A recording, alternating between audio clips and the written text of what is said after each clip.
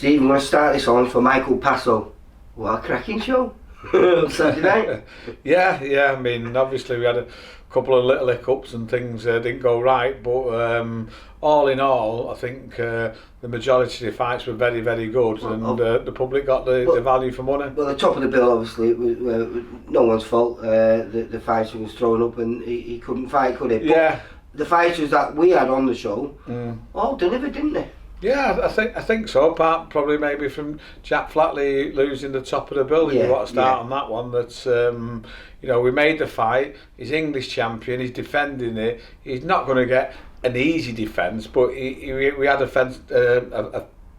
fight which we thought he'd win, and it'd be a good learning fight for him to move him on. So in a way, it was a learning fight, but unfortunately he got beat. I mean, just one of those things. On the night, he wasn't as good as he can be, and the other kid was better than we thought he was. And that's a great way of just. He was better than we thought he was, because none of us knew what he was going to be like. It was a tricky one, but it was one we all expected to win. And I could take a little bit of the blame myself, because I was saying to his training after the last fight, before I really move him up into British level, I want to see him not getting hit so much in English level, and the tactics that he employed was on the back foot, which isn't really his style, and I think he was a bit too far behind before he could maybe change the tactics. I think Alex misread the fight, thinking he was winning, but the scorecards show that he wasn't winning, and from outside the ring, I mean, I don't think he was winning as well, but it's one of those. Alex will learn from it, Jack will learn from it, I'm learn from it, and we'll all come back better. It was hard to split him over the first few rounds, but I think he finished strong, Harry, so I think that's where the two rounds... I had the kid winning in the early rounds as well. I just felt that Jack going backwards didn't throw enough punches. But the scorecards were 97-94. I think everyone gave him 4 rounds, and he lost on 2 scorecards by 3 and 1 by 2. So I presume the really clear rounds were the latter rounds, and the first 6-7 rounds, he could have flicked a coin with who was getting. It was very hard to score, wasn't it? Very hard to score. But let's go with the other chief support for us, which was Mickey Ellison against Charlie Schofield. Well, that certainly delivered as a good fight, and as we say, when we always put the 2 VIP kids together, we put them together not knowing who was going to win. We put together a fair fight, and there was people putting forward that Mickey Ellison will win it, people putting forward arguments why Charlie Schofield will win it, and I sat in the middle, listened to both, and you can understand it. You could go with the people who were pro Mickey, the people who were pro Charlie, and then at the end of it, I mean, I was scoring it difficultly. I had rounds where I didn't know if Mickey won them, whether Charlie won them. Charlie was the clearest shots, Mickey was forcing the fight. All depends on what the referee likes to see. So at the end, when Mickey had won by 1 point, I couldn't really argue it. But I've spoke to a lot of people who think that Charlie won the fight. Well, I think when the 1 point was deducted from Mickey, I think it was in the 9th round. Yeah. I thought that's where Charlie's going to get this now, because I knew it was close. Yeah. But like I say, he delivered, and Charlie boxed really well, but Mickey was pushing it all the time, wasn't he? He was the guy who was... I think they both ticked a bit of boxes, didn't they? And obviously first 10 rounder for Charlie. Maybe if he's any criticism was that he probably didn't throw as many shots as he could have done, and now he's done 10 rounds, I'm sure next time, he won't start saving anything in the tank, wondering if he can do the 10 rounds. So he'll probably be more active. And it was a great fight for the public. Shame he had to be a loser, but that's how it is. And, but in that fight, no one really lost, because like I say, it was a cracking fight, and they both learned from it. So going forward, it's going to benefit both of them. Yeah. As soon as it was put on paper, as soon as Ben Field's name's cropped up, it's going to be a good fight. Yeah. And it was a risky take by Andrew Fleming's team. But they wanted it, didn't they? It was 2 days' notice for him, so it wasn't ideal, but they had no fear. Yeah, listen, he's 7-0, he's got to have a fight. The kid's not a journeyman, he's a danger man, and he's been an upsetter a few times. He's put good performances against kids when he's lost, and not just on the VIP shows, away from home. He's just had another good win before he come on that. He's down to fight Nathan Bennett next week, so we knew he was fit and training, but that's the only option that they had, apart from a journeyman, and they didn't want a journeyman. So. what you going to say? Benfield and Andrew Fellham, that's what we was talking about before the phone went. Like you say, big gamble. Thought he'd pay off, but Ben, he's a tough little sod, isn't he? Listen, if you're not 100%, you ain't going to beat Ben Fields, and obviously no amateur experience, just a fighter, super fit, takes a shot, keep punching and punching and punching. I'd liked more than 2 days' notice for Andy to get ready for that fight, but the matchmaker was struggling to match him.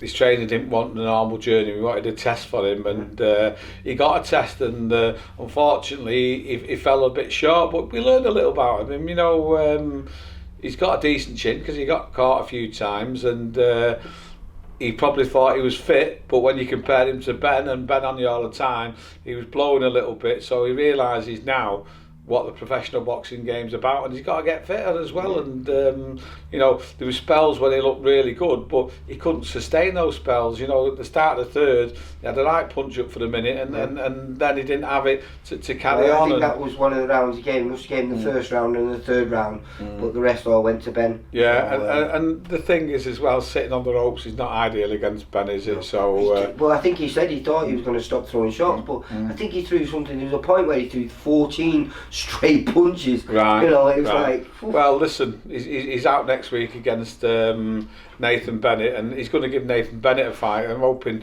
Nathan punches a little bit harder than Andy, and also he's got the better amateur experience, so we should be okay on that. But one thing for sure, people are going to tune in to watch that fight because he's going to be a belter. Yeah. Now he's not our fight, but he was on the Mick Hennessy's son. Against Alistair Warren. Yeah. Little fight that, wasn't it? Yeah, well, I mean, I know he's had 2 stoppage losses on his last couple of performances, but apart from that, he's an handful for anyone, and he come in half a stone heavier than he should have done. But again, he only took it the night before. Michael didn't know who he was fighting, just wanted to fight. So listen, he's got through a fight and won it. And again, talking about experiences, he'll put some experience in his locker for next time he fights. Definitely. James Moorcroft. Yeah. Really good against Sam Amidi. Yeah. I mean, really, truthfully, he didn't have long to see, but he got a first round stoppage, which you had him down as not being a puncher, but that's 3 on the bounce that James has finished early.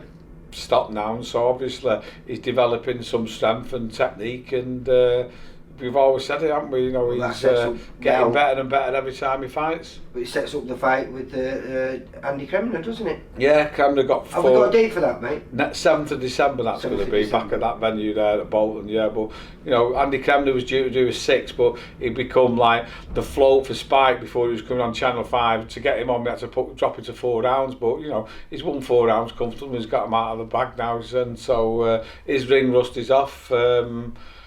James is James, and you know James has never had it in ring rust because he's been one of the busiest kids. Yeah. Kept So him well busy. they're out again on the 7th of December. Not sure if it's going to be top or joint top of the bill there, but it'll be another VIP classic. Yeah, without a doubt, definitely. And then he's beginning to a right start, Bradley Ree. Yeah, stopping a kid with a winning record, Paul Allison. Yeah. Well, the kid couldn't have a fight, didn't he? And when he does that, he leaves a bit of openings up. And Bradley was a top amateur, and he's now growing his strength and learning the pros, and he's had 3 stoppages on the road now, hasn't he? From looking like he wasn't a puncher, he looks like he is now. Yeah. I mean, and he looked vicious in there, didn't he? I mean, the combinations that he was putting together on that kid were he's quite a class driven. fighter. I enjoy watching him. Yeah, because sometimes you get nice boxers that are boring, but he's a nice boxer who's entertaining and exciting. Yeah. We've spoke about Andy Kramer and Lee Gunter, like you say, dropping it to 4 rounds, but he come through it with flying colours. Another exciting kid, one of Matthew Hatton's lads, Jack Booth. Got a 2nd round stoppage over normally very durable. The Baltic, Canadian. Can you pronounce his name? No. The Baltic Bomber. Yeah, the Baltic Bomber from Liverpool. Yeah, I mean, when he first came on the scene, no one could stop him, but he's had a few stoppage losses now. So but you know, when you consider the last 2 times he's been out against guys who are almost cruiserweights. Last time out was Bob Adjusef, and it took him 6 rounds. And Bob, who's not much more than a middleweight, takes him out in 2. Yeah, good result, yeah. And then, probably the star of the show, Rhiannon Dixon. Yeah, do you know what? There was a lot of publicity that come her way in the last minute. I know it was in the Daily Star and on the night. Spike TV come to interview her at 6:30. They insisted that she started the show, and you know they did a lot of pre-work with her as well. And she took all that on a debut really well and performed fantastically. So I made up. Not just for her, but for the team, including me, because she's handled a lot for the debut, and bit of extra pressure being the only VIP female boxer ever, and she done really well. And I watched her, and considering she had no amateur experience, the way she was moving her head and getting stuck in and punching was fantastic. You know what I mean? I'm surprised to say, but I can't wait to watch her fight again. I know, yeah, that is something unusual to say, because she was really exciting. I mean, I don't think Lee Blundell, he doesn't tell lies, does he? He told you she was good. Yeah. He said it with James Moorcroft, Yeah. and I think both of them were shocked everyone, because if you remember James Moorcroft when he fought, was it Liam Griffiths, was it? On his debut, the Southpaw kid, and everyone was going, who's this kid, where's he come from? And both of them from white collar, and you wouldn't tell that, would you? James is closing in on fight for titles now, isn't he? And the thing is with the girls there, if you look at is it Terry Harper who's just won an IBO World Champion in a 7th fight? You know, I don't know much about the ladies circuit, and I know for the fact I won't get the fights that we normally do with the males, but you know we won't rush her. But I think you'll find that she's fighting in big fights a lot earlier than you would be expecting to. Yeah. And the good thing about these, they don't care. They all want to do it, don't they? Yeah. And listen, for what she handled on her debut, I mean, if they come on now and said, look, put her on a TV show, you wouldn't worry that it might bother her, because she won't have much more.